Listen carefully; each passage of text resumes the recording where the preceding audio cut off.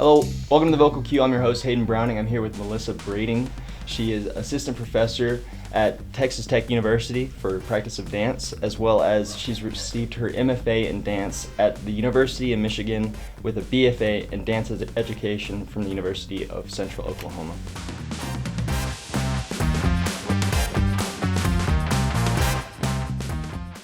How are you doing today? I'm good. How are you? I'm doing great. Good. I'm doing great. Thanks I'm excited for having to talk me. with you today. Yeah. You come from doing work with Adam? It's Deum Dance Company. Deum. And I'm not cursing in a southern accent. It's Deum. It's a Latin word. But yeah, that was the first dance company I danced with straight out of undergrad. So that was, oh gosh, about 20 years ago. Wow. Yeah, so it was a long time ago. Does that still sit with your brain at all? Do you still have like flashbacks or memories of your times? Honestly, I don't think about it that often, but now that I'm closer to Houston, I'm in more contact with people of that circle, and they're all doing different things, so I do think about it more. But I think I learned a lot about performance with that because we got a lot of different guests, and that was the main thing I took from the company, is that I got to work with a lot of different choreographers, and I had really good ballet training there, which is not normally my forte. And we got to perform constantly. We got to travel a little bit. We were well known in the Houston area, so it was a nice tight-knit community. I think I was there for 3 years. I was like an apprentice the first year, and then I was a company member for 2 years, and then I also taught. They had a second company, so I would teach classes and sometimes set work on them. Gotcha. So Yep. would people come in and then apply and then go to that agency and then you teach them from there, or how would that work? Yeah, with that particular company, they have auditions, I think, once or twice a year. And I went to an intensive, and they were holding auditions there.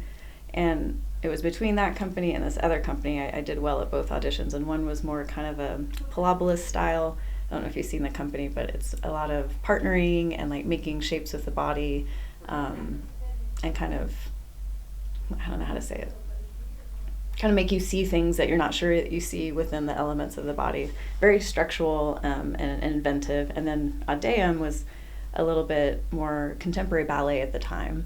I think now they're very much into Graham technique, very strong dancers. They're way stronger now than when I was there. So they've gotten better over the years for sure.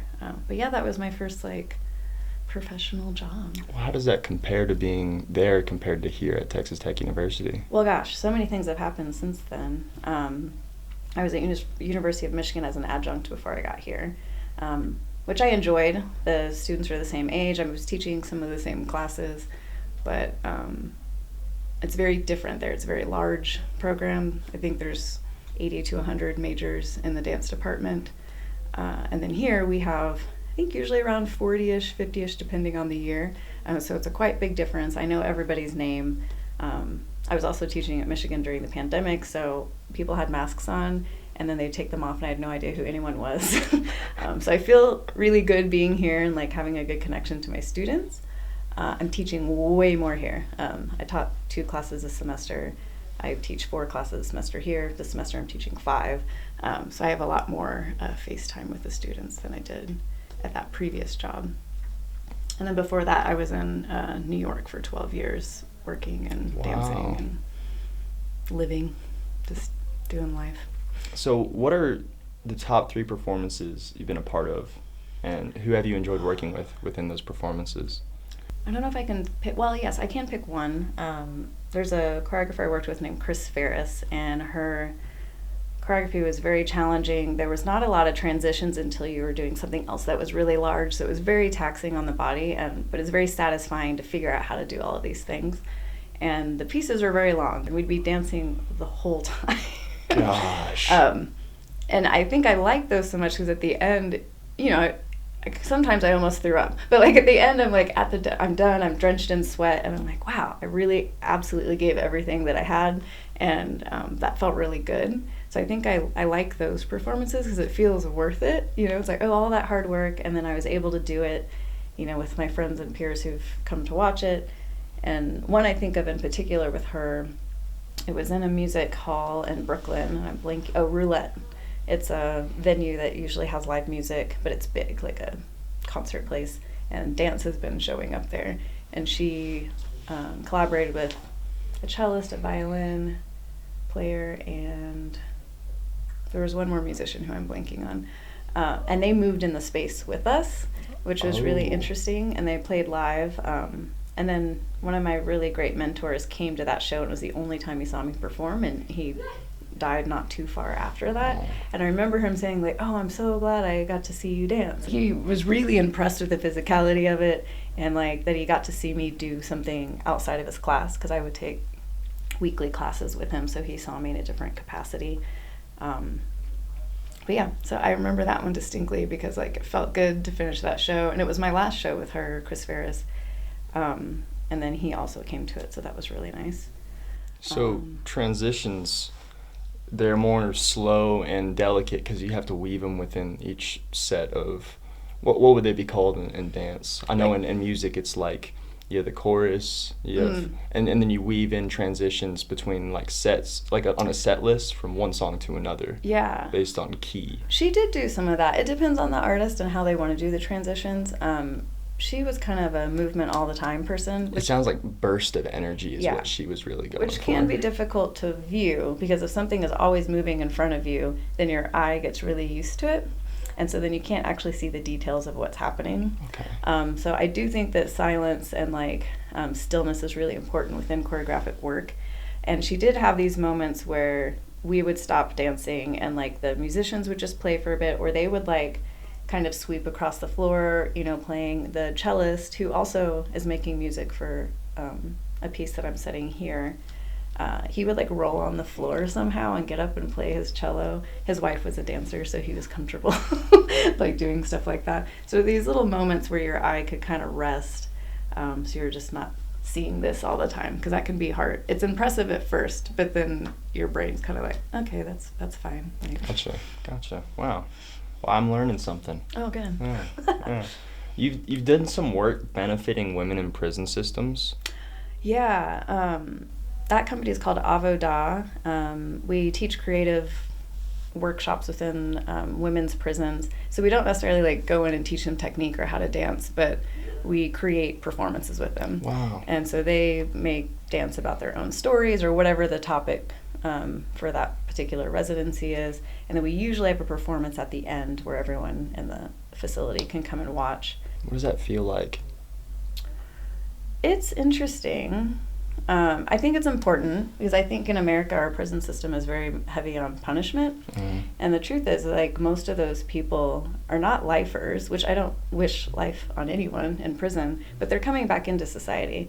So if we're looking at prison as a way to heal them and make them more whole so they can go back and actually contribute to society and have like a good, fulfilling life, then, you know, rehabilitation is more important than like the punishment. Correct.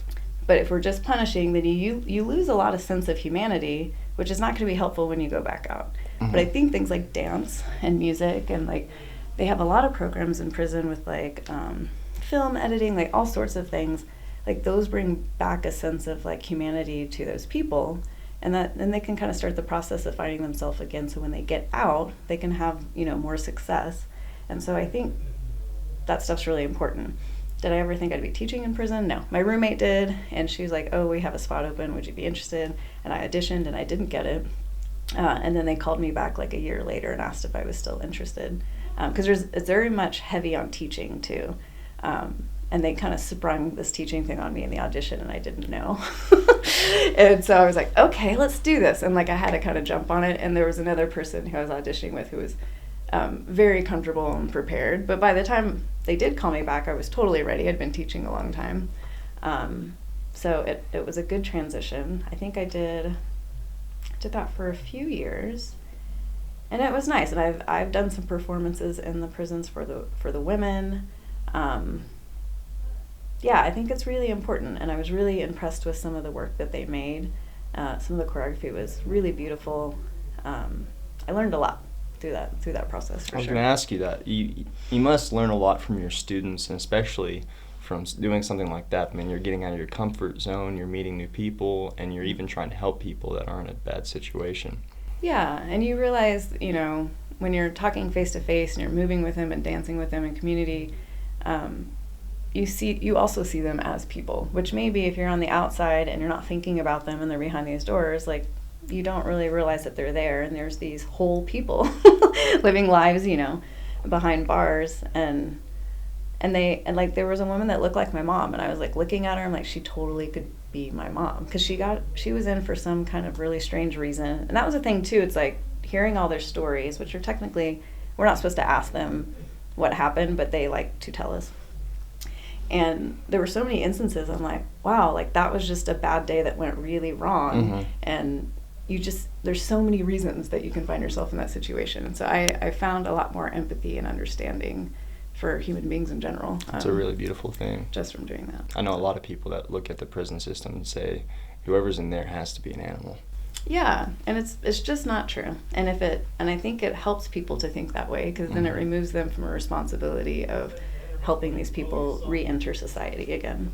Because a lot of them re-enter society, they're not equipped for it, things don't go well, and they get back in, you know. And I do think that they find that with arts programs and things that they can work on, and some of them are in school, like earning degrees, all of these things really help them like stabilize when they get out and find their communities and like continue to move forward.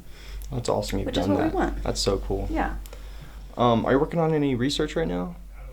Yes, so I'm going to plug Dance Tech. It's coming up. It's the faculty concert, so all of us have work in it, and then we have one student work in there.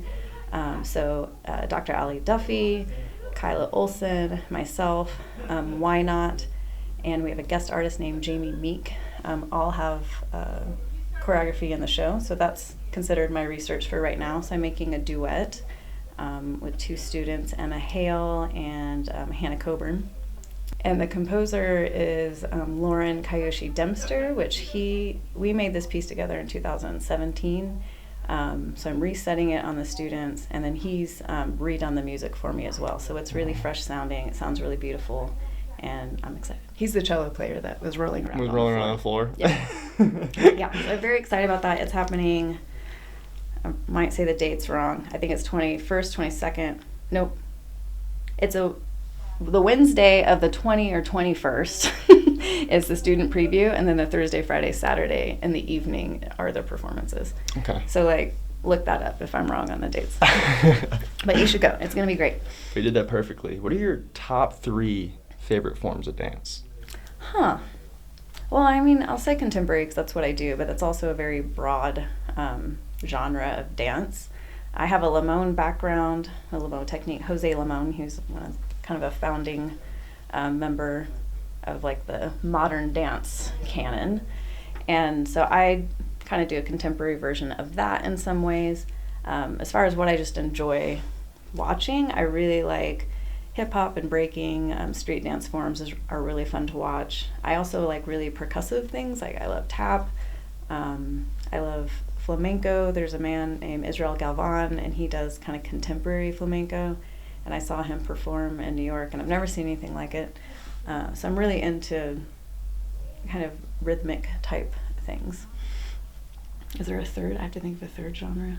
Well, no, that's 3. That's contemporary, hip-hop, and then percussive things. Yeah. My dad, he took a dance class here at Tech. Yeah. What did he take? Hip-hop. Did he? He knows how to break dance. Who did he take it from? Do you know? I don't remember. Oh. It would be back in when the dinosaurs were around. Oh. We have a great hip-hop faculty member. He's like the best, so you should go check out his class. His name is Why Not. He's out and about all the time, performing all over the world, and then he comes back and teaches our awesome students here in West Texas. So well, why not? It's really good. Know? Exactly. Exactly. How long have you danced for? Oh gosh, let's see. Well, I'm 41. I started dancing when I was 7, so a very long time. How many? I don't do math. What is By the way, I reacted facially to the since I was 7, not I'm 41. By the way. No, it doesn't matter. Okay, I want to make that. I won't be offended. Yeah, thank you. Yeah, so whatever 7 minus 41 is. Why can't I do that? 34 years. Great, thank you. Did you see yourself doing this at a young age? Or? Yeah.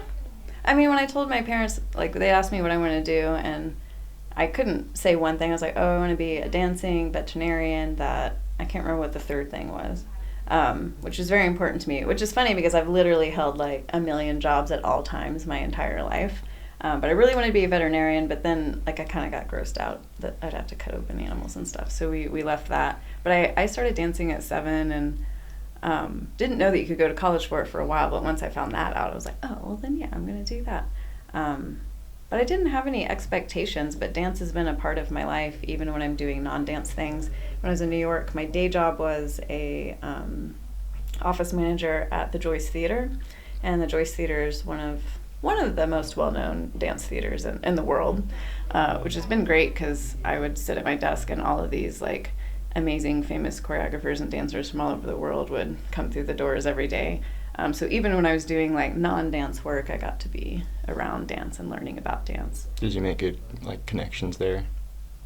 Yeah, I mean more of like, I didn't get a job from it really. Did I? I don't think so. But yeah, I got to talk to a lot of people, hear their perspectives, see how they work. Of course, I'm also talking to the crew, so like I can hear kind of what's going on. We have not faculty meetings, that's here. We'd have staff meetings, and we'd kind of hear how the company is running. They might say, oh, this company needs lots of support. They only have like one person that's managing the company. Or it'd be a giant company that has like, 50 people on staff that travel with them with all of these sets. So I learned a lot about how the dance world works with that job. Big and small, from what it sounds like. Yeah. And most of my jobs have been in like some kind of movement or dance. Or actually moving and dancing.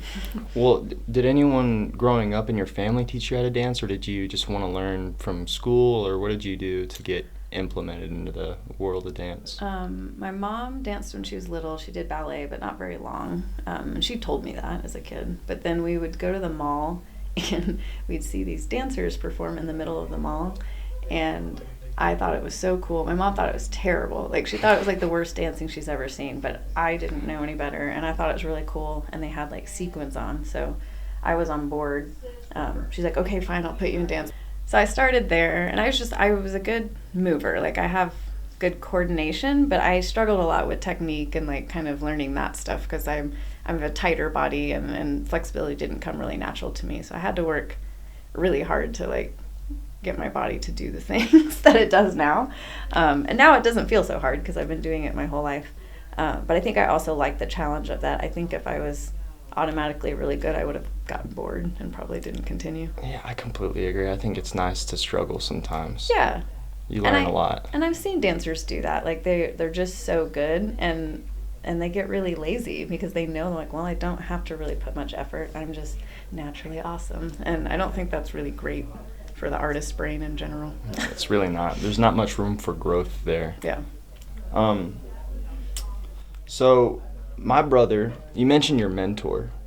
My brother, he went to the old Globe Life Park in Arlington, and he saw Roger Waters and Paul McCartney live, okay. And he's very interested in guitar. Okay, he's in a band now. Ever since then, he's made money doing music. And is there anyone you had growing up that you looked up to as a dancer that made a large impact to where you are today? I don't know, because like I feel like I would see a dancer, thought they were great and be inspired by it, but there wasn't someone that was like consistent that I kept thinking about. I think what really inspired me were like documentaries, because every once in a while one would come out, and it's not like today where you can I didn't have the internet in high school for like half of the high school, so it's not like you could just jump on and see things all the time. So if something came out, people got very excited. And I remember watching Bill T. Jones documentary, and then a documentary from Paul Taylor, and it was like a behind the scenes showing the company and their life and like their dancing and their process, and those things really inspired me. Like I got really excited about that. I'm like, oh, that's what I want to do, and like I want to have these conversations, I want to be backstage and all that stuff. So I think it was more of those than like a one person that I can think of as a dancer. So it's not necessarily just dance that keeps you going. It's the whole process of being with a group of people and coming up with this big production. Yeah. And then just finishing at the very end. That's the end result that you really look for. Yeah, I really enjoy the collaboration and like the community that you build while you're working on something. is very cool, and I think it's different than what most people experience, just like day to day at their work. I think people probably also experience this like in sports and stuff, and you're doing hard things with a group of people all the time, and then sometimes you have successes and sometimes you don't. And I really like that. I think it's fun. Well, that's a really cool aspect to enjoy with your work. There's not many people that get to do that, mainly people that have a line of creativity with their work. Whenever you were dancing, what made you want to sort of teach dance? What changed your aspects of, hey, I want to learn dance, I want to teach dance, not only learning while I do it? I mean, completely honest, it was a money thing, and most of the time if people find out that you dance, and if they think you're a good dancer, they always try to make you teach. And you're told that when you're going through undergrad, like, oh, you can teach to make money and do this. And so I just did that, but then I ended up feeling like I was kind of good at it, and it was something that came naturally. Now, I've learned a lot over the years. Like, if I saw a class I taught when I was 20, and now I'd probably cringe quite a bit. But I've had a lot of really good teaching mentors over the years. And now I really enjoy, like, programming things to see if I can get someone to a certain spot by the end of the semester, and do it without them, like, noticing. Like, that's more satisfying. If you saw one of your students fall, what would you say to them? Like, would you say, get back up, let's do it one more time, or what would you say? Yeah, I mean, if they're not hurt, well, I mean, I ask them if they're okay. Of course, yeah. Get up, do it again. But yeah, usually they do. Like, you don't have to tell them to get up. I mean, it's not like men's basketball where they do a whole show and they lay on the floor and cry and, like, you know. They usually get up immediately because it's embarrassing to them. And it's not embarrassing in reality. You should fall here and there because we work off balance constantly. So if you're not actually moving in that direction, when you fall, you know, you have some information like, okay, I need to pull back here. So I like it when they actually fall without hurting themselves because it gives them information about, you know, how they can tweak things for next time. But yeah, it's embarrassing, especially when you're, you know, a room full of people. And so they'll just jump up and usually you can't even tell that they fall. Well, that's so cool that they have the instant want to just get right back up and get right back to learning. I mean, and you have to do that on stage too, because, like, you will fall on stage sometimes, and again, you can't, like, lay on the floor and be like, ah. Well, they're experts at making it look like it was on purpose. Oh yeah. Yeah, that's the fun part too. Like, I enjoy in the moment when something goes wrong, like trying to make a decision, be like, how can I make this look like we have this, you know, completely under control? Everything is okay. Is there a certain student you kind of like to toot the horn to that's maybe fallen and you've seen make tremendous strides? And I wouldn't say they've fallen. Well, I'm going to say two, because there's two of them that are in my cast for dance tech, and I spend more time with them than the others. But I had them in Contemporary 4 when I first got here, and then I have them in my piece. And the amount that they have changed and matured in their dancing, like, they looked like college students, and they're both seniors, so, but now they look like professional dancers, and it's really beautiful to see. Hannah Coburn and Emma Hale.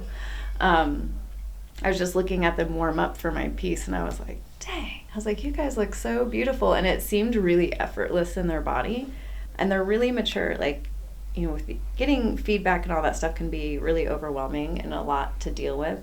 And they work really hard and try to understand what I'm saying, and they have a curiosity that I think is really helpful in that kind of situation. So yeah. Well, that's so cool. What do you think is the best thing about witnessing a college student come to tech, and then you watch them grow for 4 to 8 years or however long they're here for? Yeah. And they just become this entrepreneur. Like, there's a person that's a professional at the end of the day. Yeah, I mean, I think what's really cool, well, what excites me is when I can witness their curiosity grow, because that's the most important part. They're all going to grow as dancers because they're training and technique every day. But once you stop being curious about things, it kind of gets flat, and it's something that you have to reignite in yourself throughout your entire life, especially if you want to be an artist, because you're going to get burnt out real quick. I think with any job, really, you're going to get burnt out if you don't have a sense of curiosity. But seeing them think before I say something, or think of an idea, or especially in choreography class, is really fun when a student that is kind of quiet creates something that you never thought would come from them. So it's these moments where I can see that they're taking the initiative and feel confident in sharing their ideas and, like, what they've been thinking about and things like that, that it actually goes beyond their dancing and their technique. Like, those are my more bigger wins, because that's going to carry them way longer than doing like a perfect leap or something. Do you still have students coming to you after they graduate saying thank you for teaching me all this and that? Well, I don't have many, because I don't have any that last year I had 2 that graduated, so they're very new, and I've seen them at some shows, so, but I haven't been teaching in higher education long enough to actually to be far away from them for them to come back. Well, I'm sure they'll come back. Yeah, I mean, there's no doubt. Yeah, I stay in contact with quite a few of them because, once they're not students anymore, you tend to connect on social media so you can see what they're up to and all the great stuff that they're doing. So I do stay connected to them in most ways. That's and I so feel cool. good if I have a student that I didn't know that well, but I had them for a while, and then they add me, and I'm like, oh, so you liked me. Yeah. But if you didn't teach dance, what would you be teaching or doing right now? I've never done anything else. I remember having conversations, I'm like, so I just hear a lot of dance. Is there anything else? I'm like, no. I'm like, There's nothing sorry. wrong with having that one really big interest, Yeah, I don't know. I think just something that I can, like, kind of problem solve each day. Like, I'm not really sure what I would be doing because I just like what I'm doing so much. I've had so many side jobs that I'm trying to think if one of those I'd want to do full time. Because as a dancer, you're always doing weird things on the side to make enough money. Like I taught yoga, I worked in a box office, I did all sorts of things. I performed at someone's birthday party, which is very weird. There's all these like random stuff. I like helped run a little studio for a while for artists to use for rehearsal space. So I think I would still somehow have to be connected to supporting artists in some way, but then maybe more in a admin kind of role. A management way. Yeah, I like doing admin work, like, because it's clear cut, like, this needs to be done, and you do it. Like, I like things that are like that. Me, I like to, weave around. That makes sense. Yeah. What is it about working for tech that you love the most? I think I do like that it's a small department. I mean, I'm sure in recruiting they don't like that, but it's really nice that I do know everyone there. Even the students I don't have in class, I know who they are at least. My stomach's growling.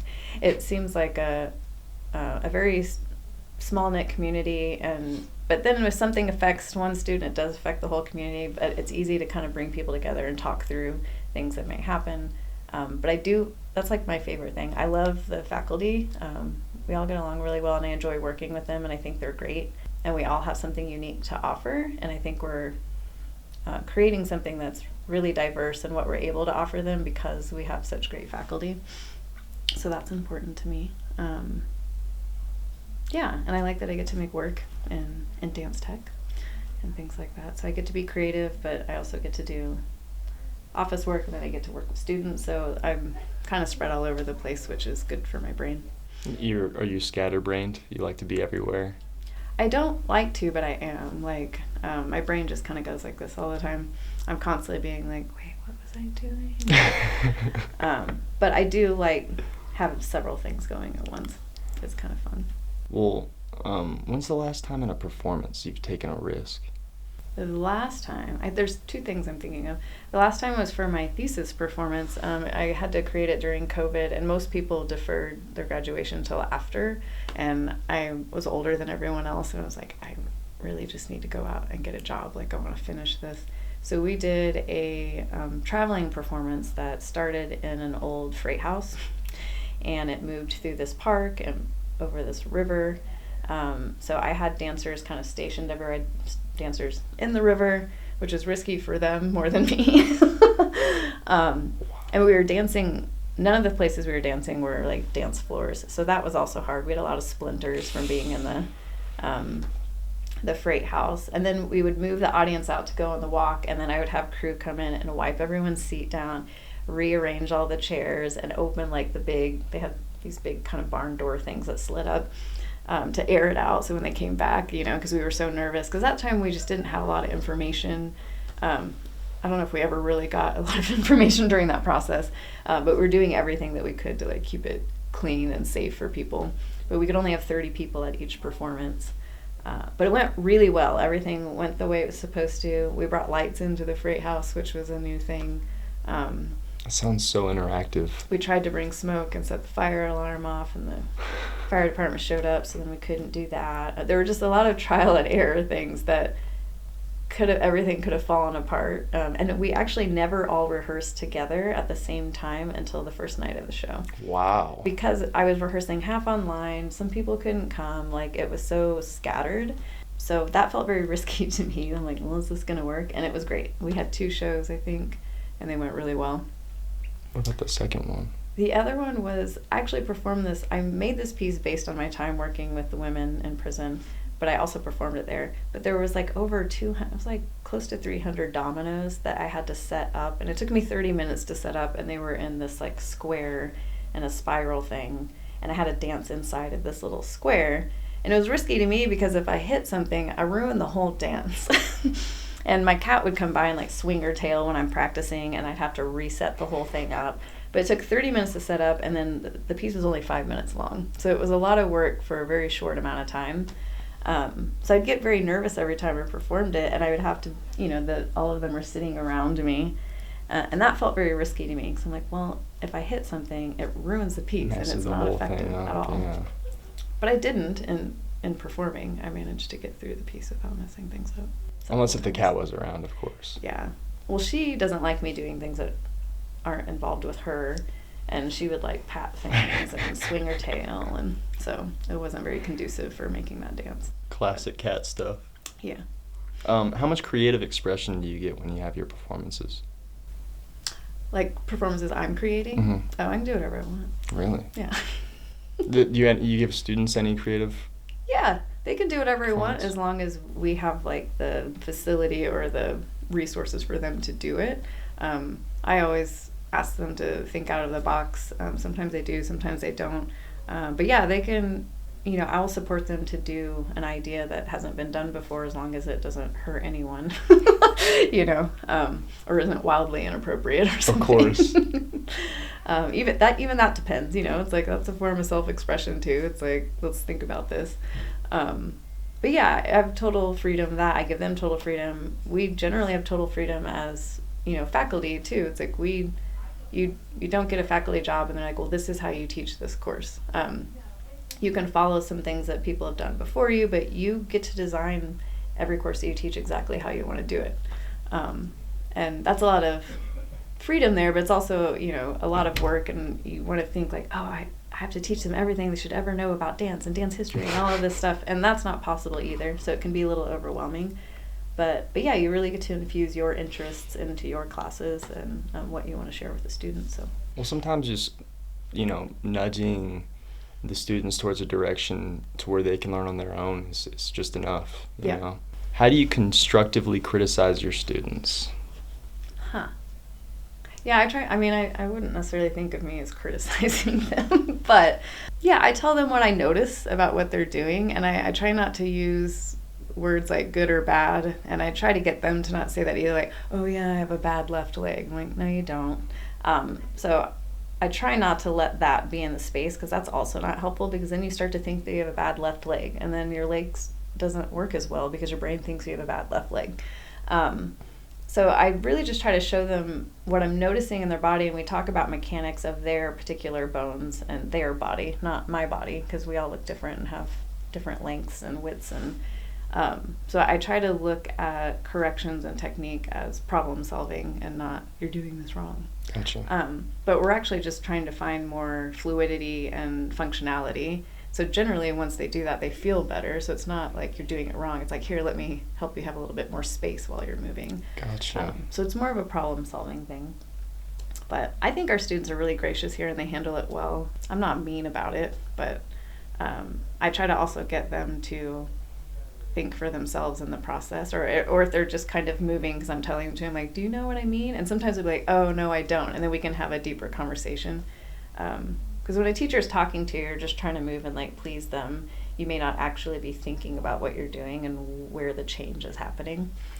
So sometimes I'll stop if I see that. I'm like, do you know what I mean? Or is this not making sense? And then we can have a conversation. I can choose different words if the ones I say aren't resonating, or if I had some imagery that doesn't work for them, I can think of something else. Do you ever pick up on like when they go, yeah, I know what you mean, and they don't actually know what you mean? Oh yeah, all the time. Yeah, and that's okay. Like, also, if you're introducing a concept, you can't always fix it because you have a habit in your body. So you just kind of notice it, and the next time you can kind of do a little bit more. So yeah, I don't expect them to immediately change unless it's something simple like, oh, you should look to the left on that. Well, obviously they can do that. We don't need to work on that for weeks, but yeah, it's a learning process, and I do try to like, they're the big part of the learning process. I'm there to kind of help and guide them, but like they have to be able to propel themselves to want to learn and try to figure things out for their body, because no one else is in their body. So they need to be really aware about what they're doing and how they're moving, because they're the expert on their body. I'm not, I can offer helpful things, but I don't know what it's like to be inside their particular body. But. Well, you talked about learning and how they learn. Do you remember any specific interaction you had with a student where you learned something from them? I know there are things. My brain is blank right now. I'm sorry. Yeah, that's fine. Don't worry about that. As long as you've learned something, I know that I have. But you've taught so much, you might as well get the luxury of learning from your students as well. And I also learn about how to teach by watching them and how they, react. Like if they look confused, then I'm like, okay, well, I'm not being clear, obviously, because it's not all on them, It might be the words that I'm choosing that make no sense to them, but they make complete sense to me because that's how I think about things. So I do watch their faces and like see how they react to stuff. And then I change my words based on that. Like, I want them to lengthen into something, but I'm saying hold, they're going to hold, and they're actually not going to lengthen. So using the word hold isn't really helpful. And I can see it in their body, like that my words affect what's happening in their body. So that's the main thing that I learned, is by watching how they react. I can then adjust my language. So that's awesome. That's what's it called? A subconscious cue, or the cues of the subconscious mind that you kind of pick up on. Yeah. Words matter. What's the most fun you've ever had on a dance set? There was a show that was called 60 by 60 in New York that happened every year, and they would pair up 60 composers with 60 choreographers, and they would make a 60-second dance, and they would run all the dances back to back, and you'd have an hour show, and it was really quick. That's so cool. It is really cool. And someone asked me, because they were short on dancers, like, oh, would you want to do something? And I was like, and this is just when those T-Rex costumes started coming out. Like, no one really had one yet, but I saw one on YouTube or something, and I bought one because I just thought it was really funny. It was the best $50 I ever spent. But I said, I'll do it. I was like, if I can wear this T-Rex costume. And she was like, let me check. So she went and asked the people that are in charge. She's like, yeah, they said it's totally fine. I'm like, cool. And they found this, or I was listening to the composers because they had some left over that I choose from. And one was like this weird kind of, almost like someone's narrating a comic book or something. So there's like some sound, but this guy's like talking about this person named Lois, who is Godzilla's sister, and she was working out to avenge his death. So I was like, oh, this is great. So I put on little like workout clothes and my T-Rex costume, like little pink ones, and I had little pink shoes, and I got one of those like aerobic steps, and I did like a little aerobic dinosaur dance for a minute, and it was like the best thing I ever made. And it was so annoying because I had so many friends who've seen me dance a million times over the years, and they came to that show and it was like 60 seconds. They were like, it was literally the best work I've ever seen you do. And I'm like, that is so upsetting, but also it was very fun. Like, I had the best time doing it though. That's so funny. Yeah. Does your job ever feel like a collaboration with your students? Yeah, I mean, it has to be. Like, they don't really hire me to tell them exactly how to dance. Like, I'm here to help them become artists, and like, I'm actually not very effective at all if the teacher or the student just shows up and stands there and expects me to tell them what to do. Like, we usually don't have that great of a relationship. So I'm like, well, you're not bringing anything into the table for me to like work with. So we both have to work together in order to get to the goal that we both have. And we both have different goals for the most part, depending. And we talk about that at the beginning of the semester too, about what their goals are for themselves. But yeah, I work best with students who are already asking questions, who are already kind of adjusting themselves, because I can see that their brain is like ready to learn. It's the students that kind of sit back that I don't get much done with, because there's not this going back and forth. It's just me talking at them, and they'll nod at me, but then they don't try anything out in their body, so that the information isn't going anywhere, and they're just like, yeah. And then they do it again exactly the same way. So when the students are able to collaborate with me and talk to me, ask me questions, it goes so much better. And they learn more doing that when they have the freedom to talk. I had one class, they didn't know me very well, and it was pretty silent the whole first half of the semester. And at midterms, I was like, hey, first of all, this is terrible for me. I was like, I'm just here talking to a room of void. I was like, I want you to ask questions. And they started asking questions and got really comfortable. We got way more work done. They started dancing way better. There was a better morale in the space. So very much I need input from the students in order to be effective at what I do. Well, that's crazy because I never imagined that every day would feel like that. I figured, performance to performance, yeah, but every day feels like a collaboration for you? Yeah. Wow. Yeah, I mean, especially, if I'm creating performance on students, it's always a collaboration. It's not just me putting my work on them because some things don't work for certain bodies and I need to adjust. Like, I would never want someone to get injured because something I do hurts their body and it doesn't hurt mine. So there's a lot of adjustment and figuring out what works for them. Choreography class, like, we're collaborating all through that and they're collaborating with each other. Technique, definitely collaboration. Dance history, a little bit. I mean, it's online, so I don't have as much interaction as I would like, but they collaborate quite a bit with each other through that. But yeah, I think that's a very important part. And in our choreography class right now, each of the choreographers are paired up with a composer from the music department, so they're collaborating together to make something. So I think that's very important in general in the arts, no matter what you're doing, that there's some outside collaboration, because you shouldn't have to come up with all the great ideas. Like, the great ideas come when two people with really good ideas come together, two or more, I suppose. So yeah, I think collaboration is important. Well, that's really cool that you get to spend every day collaborating with people. Yeah, it is really cool. Who are some dance pioneers who have made an impact in the world of dance? I mean, I feel like I have to say Jose Limon, because that's the person that I've studied his work for a long time. He's no longer living. He's a Mexican-American choreographer, and Doris Humphrey is considered one of the, founding mothers of modern dance, and she was his artistic director of his company. He works with a lot of concepts and not necessarily strict movements, which I think can translate across all sorts of genres, and so I look for works that can do that. So it's not like, oh, I'm a Limon dancer or I'm a Graham dancer, but you can use what you're learning these things to apply to other types of dance. And I think that his technique does that.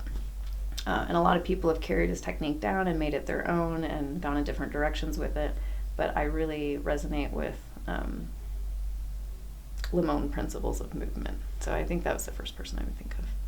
That's awesome. Yeah. I need to research him. Yeah. Jose Limon. I was actually going to ask you, if I wanted to learn how to dance, would you teach me? Like, as a private? Let's just say I walked up to you, right? Just me. I would make you enroll in a class. We have intro to dance. If you've never danced before, the dance department has intro to dance, and it'll give you a little snippet of ballet, jazz, and modern, and then after that you can enroll in a level 1 of something that you In what way have those pioneers made an impact in how you dance today?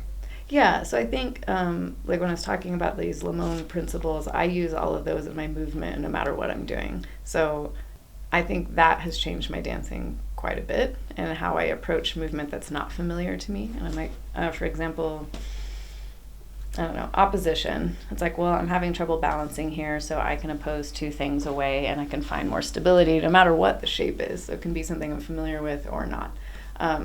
So I think we don't have to go through all the principles, but these little movement principles, it's an easy way for me to access movement that's not familiar to my body, which also helps when you're in audition settings and things like that. So that's how I think he's impacted me the most. And then I also teach counter technique, which has a whole set of tools that kind of does the same thing, that you can use these tools in any place that you're dancing, or in auditions, when you're nervous, when you're tired, and all of these things. So you can actually do your best no matter what the situation is. Wow. Well, thank you so much. I have one more question before you get going, and it's actually a hypothetical. So imagine this camera right here is a student, and if they wanted to come to school for dance, what would you say to them right now? How would I say that? Yeah, I would just say to jump in and enjoy all the stuff. Figure out where all the resources are in school and use everything to its fullest capacity. I think often we get really busy in undergrad and we don't collaborate with people. We don't meet people in other departments. Maybe we don't go use the wellness center. I don't think that's a proper name, but you know what I'm talking about. No, that was the right name. Is it? Oh, okay. Student Wellness Center? Yeah. Okay. Go there. There's just so many opportunities to connect with people and to do work, and I would just say to dive into that. And also know that whatever you think that you're going to do after school can change over time, and it's okay. If you thought you were going to be a professional dancer and then you're like, oh, I'm actually interested in admin, these are equal things. So I think letting your mind wander and go towards the things that actually interest you and have that trajectory in the back of your head, but if that's keeping you from going towards something that you're interested in, I would maybe rethink that. So move towards your interests, I think, is my main advice. Awesome. That's all the time we have for the Vocal Cue. Thank you so much to Professor Brading for her time. I hope you have a great day. Thank you. Of course.